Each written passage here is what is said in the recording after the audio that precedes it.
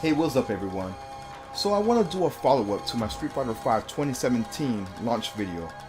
This will be based off the game season pass, content, characters, stages, and performances. For the launch, I pretty much already went over the details with the new look of the main hub and Akuma, so there's no point in repeating myself about that. I'll have an annotation of the 2017 launch at the end of the video. As far as characters, the first character was Akuma. He will be the only returning character for this lineup. More or less he has the same moveset. There are some tweaks and he has a parry abilities, but it's more details on that video. The rest will be new playable characters, so let's go over them. We have Colin. This is Gil's assistant. In the character's story mode, and in the free DLC A Shadow Falls, she is often called Helen. Colin made her first appearance in Street Fighter 3. She makes a cameo right before you fight Gil. So gameplay wise, she's an ice themed fighter. I'm assuming she got this ability from Gil since he could use fire and ice attacks. She can manipulate her hands into icy knife blades as quick attacks. She also has a parry ability. Her critical attack is pretty cool to see. She performs a dash with a slice with her icy hand blades. Once it connects, she will summon icicles from the ground, which will launch the opponent in the air. This will cause the ice to shatter and drop the opponent to the ground. Her 3 additional costumes will be her Nostalgia, which we recognize from Street Fighter 3, her battle suit, which in a way resembles Cammy's battle suit, and her story mode outfit. I will say this about Colin, she reminds me of 2 specific characters. Kula Diamond from KOF with her ice element attacks, and her story mode outfit looks like a homage to Milia Rage from Guilty Gears. Now as far as the story, it starts off with her recalling her days in Russia. I think it's Russia. She later comes across Gao, who is looking for Nash. She tells Gao to keep it quiet, and then attacks him. After the fight, Gao will wake up, and his colonel will tell him to give up the search for Nash. He tells Gao to honor his life by living his life. Colin listens from a distance. Then Colin recalls when she first met Gil. He asked her what her name was, and where is she from. She says she has none, as she falls by a dead flower. Gil offers to build a new country of God where she could live. A butterfly begins to hatch by the dead flower. We later see Colin heading towards the tomb of Nash's whereabouts. According to her, he has a higher purpose than any soldier. And that's pretty much it for Colin. Her story is just a backstory which triggers the events in Nash's main story. Alright, let's talk about Ed, and I gotta say, I'm not a fan of his new game design. Why does his game model look different from the story mode? I don't know. Anyways, Ed was first available for free on the CFN beta in mid-May 2017 for PC and PS4 players. However, I didn't bother to play much of the beta because something big came out that same week. Oh yeah, it's Injustice 2. Also, the beta server was down when it was free to play the beta. So yeah, that was kind of a joke. Anyways, back to Ed. He has a unique move list. You just press buttons and stuff happens. Check it out. Like, wow. I gotta admit this though, he's really fun to play with. One of my favorite attacks from him is a follow-up combo attack that starts off with a kick and follows up with a dive. You can also continue the combo if you want to. I should also mention that the Thailand stage was released the same day as Ed. His story starts off by seeing Ed having non-stop nightmares as he was aging as a teenager. We would later travel to India with Balrog. As he was thinking about the nightmares he was having, a mysterious fortune teller appeared behind him and predicted that he would have hard times ahead of him. Balrog is fighting Zangief and Gao and asks Ed to assist him. After Shadowloo falls in the death of Bison in the DLC of A Shadow Falls, Ed and Balrog take refuge near a waterfall. Ed begins to have nightmares about Bison trying to possess them. It's my life to live! This body belongs to me! He managed to wake up from his nightmare, and Balrog wakes up and asks, is he okay? What's bugging him? Ed tells him that if they stay together, he fears that he will hurt him. Balrog will laugh it off and says he's too weak to hurt him. Anyways, Ed and Balrog have a fallout. Just go away, Balrog! Ed leads Balrog. Later on, it looks like time has passed, and it looks like Ed is part of a Neo Shadowloo group. And that's it for his story. In mid-July, on the last day of EVO, there were some great announcements like Geese coming to Tekken 7 and Future Trunks coming to Dragon Ball FighterZ. So I guess Street Fighter was the main event, and the reveal of Abigail is here. Oh my gosh, I can't believe it. I'd heard so much rumors about Abigail being one of the DLC characters, but I ignored it because I thought it was stupid to have him on the roster. Turns out it was true. Anyways, he's huge. And looking at the trailer, he looks like a fun character to play with. But I'm not too impressed at the time. I now gave it time, and I gotta say, he's really fun to play with. I should also mention that Metro City stage is also available as well. His story is basically him going crazy over his car. He encounters various people from the game in the City of Chaos stage. Ibuki confronts some EB40. Then, what was that sound? It sounded like a fart. It's not a fart!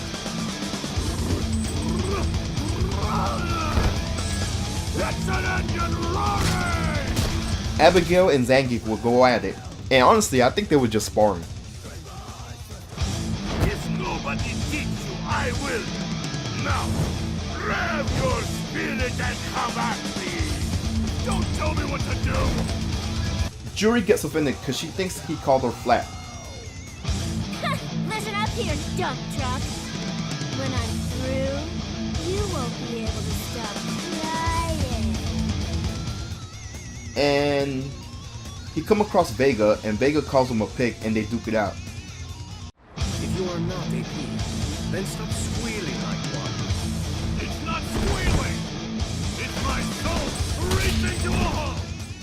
Alex and Abigail talk about car engine sounds, and Abigail is surprised that he knows his car engines.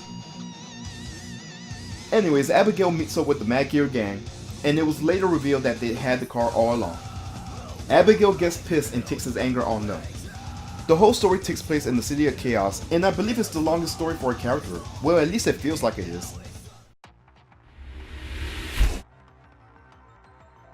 The following character was revealed in late August. This is Manat. She was first seen in Ed's story mode. Her gameplay in a way kind of resembled Rose. She's definitely a fan favorite character. It might be due to her awesome tech attacks or possible fan service. What I like about her is her anti-air attacks. Her taunt also avoids projectiles.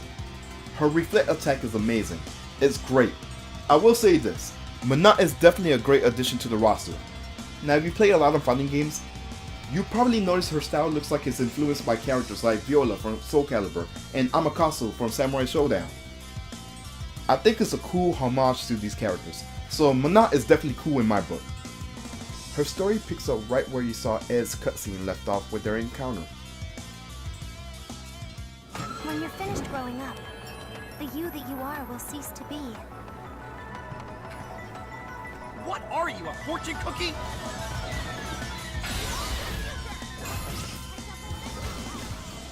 Manat tells Ed about his fate with Balrog. But you two will have some rough times ahead. Good luck. Her personality throughout is basically running errands for her master, which is revealed to be Rose.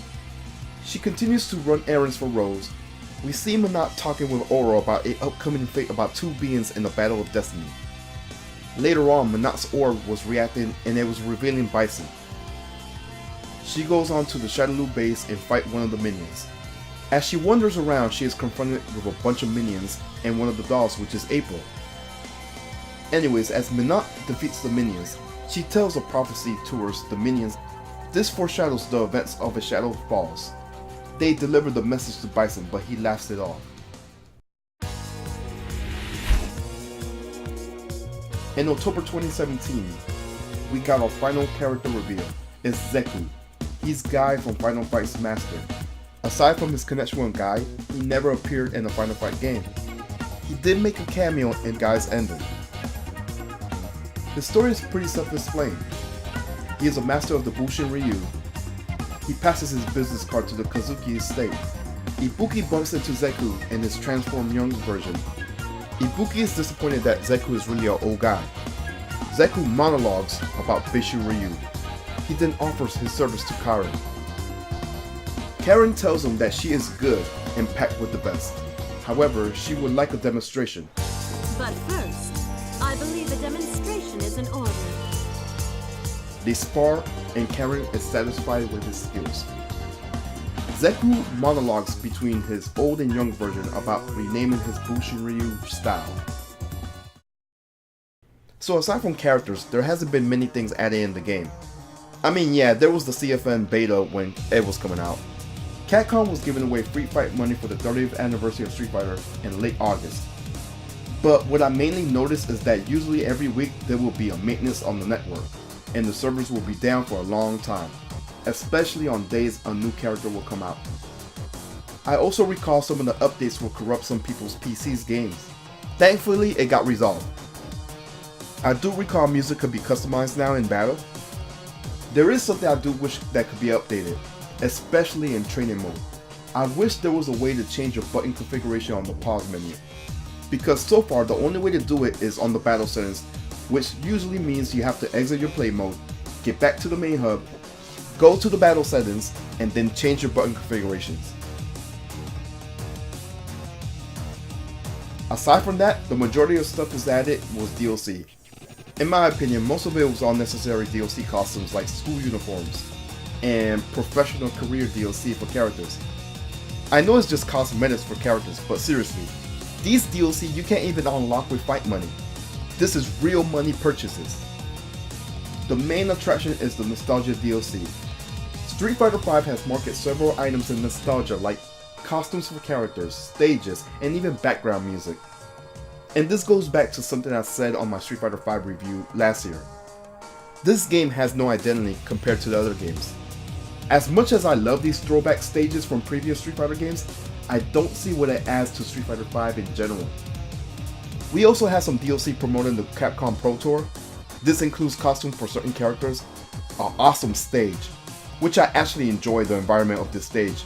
And if you want to grind more fight money, you will have an extra fight money challenge. I believe the extra challenge is expired for a whole month, and is usually 50,000 fight money. Also, I believe more demonstrations were added to learn basics for Street Fighter V. This time it's for individual characters, and that's great. Also, in honor of celebrating the 30th year anniversary, Capcom has new costumes for certain characters. Red Bull also has a promotion in celebrating Street Fighter's anniversary. Each can has some Street Fighter character art, and some character DLC as well. Check it out. I am Rashid of the Turbulent Wind. Remember the name well. I'll show you the divide in our class. My iron body is invincible, so beware!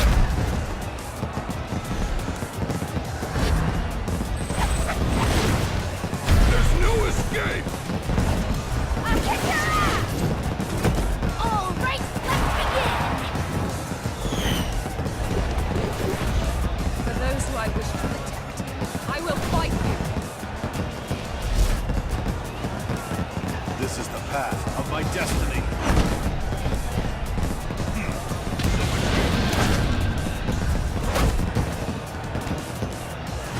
Want to see my kung fu? I'll show you.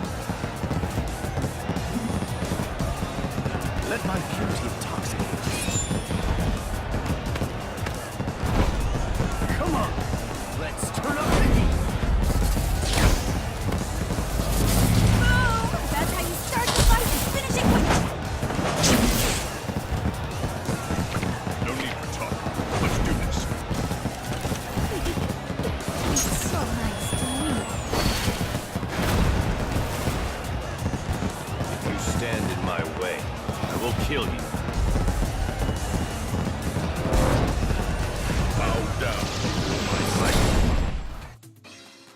For the duration of Street Fighter V 2017, nothing has changed about the arcade single player for this game. There have been some buffs and nerfs for certain characters, but so far, this game shouldn't be called Street Fighter V, but Street Fighter Online. However, in early October 2017, Capcom has revealed a trailer for Street Fighter V Arcade Edition. This version will have both DLC characters, new V-triggers, extra battle modes, and arcade mode.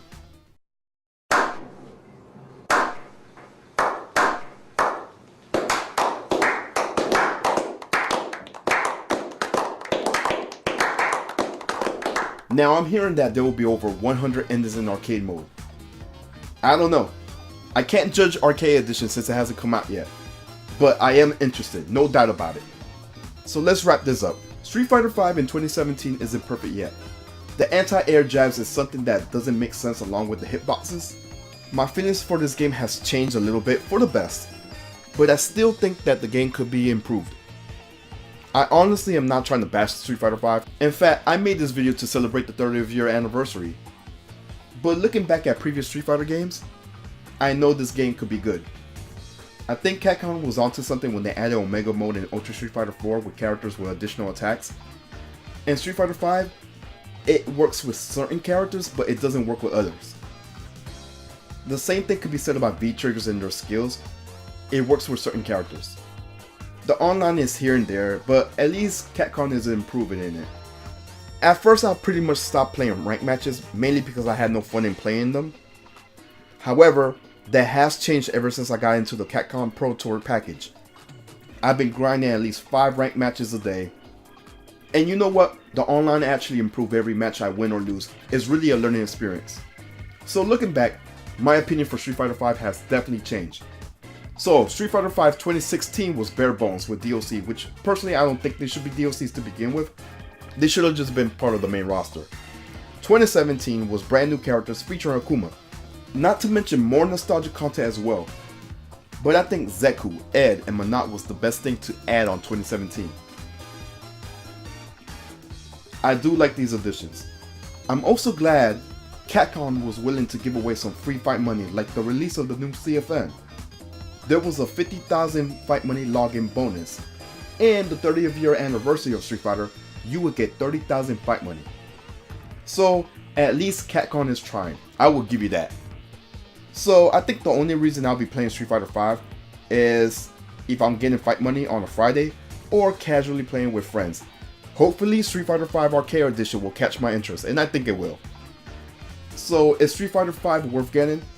If you're a casual, you might want to wait for Arcade Edition or a Complete Edition. I think that's all. I hope I didn't forget anything. But let me ask 3 questions about Street Fighter V. Can the game be improved? Of course it can. But it all depends on the development on Capcom's behalf.